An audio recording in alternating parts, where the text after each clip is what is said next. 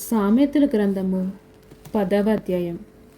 జ్ఞానము గల కుమారుడు తండ్రిని సంతోషపరచును, బుద్ధి లేని కుమారుడు తన తల్లికి దుఃఖము పుట్టించును. భక్తిహీనుల ధనము వారికి లాభకరము కాదు. నీతి మరణము నుండి రక్షించును, యెహోవా నీతిమంతుని ఆకలిగొననీయుడు. భక్తిహీని ఆశను భంగము చేయును, బద్ధకముగా పనిచేయవాడు దరిద్రుడగును. శ్రద్ధ గలవాడు ఐశ్వర్యంతుడగును. వేసవి కాలమున కూర్చువాడు బుద్ధిగల కుమారుడు, కోతకాలమందు నిద్రించువాడు సిగ్గుపరచు కుమారుడు. నీతిమంతుని తల మీదకి ఆశీర్వాదములు వచ్చును, బలాత్కారము భక్తిహీని నోరు మూసివేయును.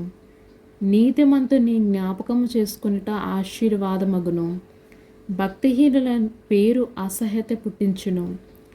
జ్ఞానచిత్తుడు ఉపదేశమును అంగీకరించును, పనికి మాలిన వదరబోతు నశించును.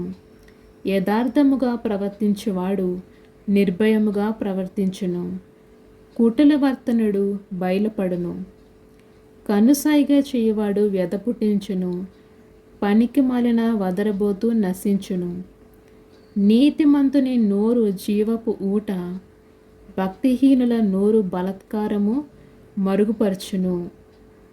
పగ కలహము రేపును, ప్రేమ దోషములన్నిటినీ కప్పును. ఆమేన్.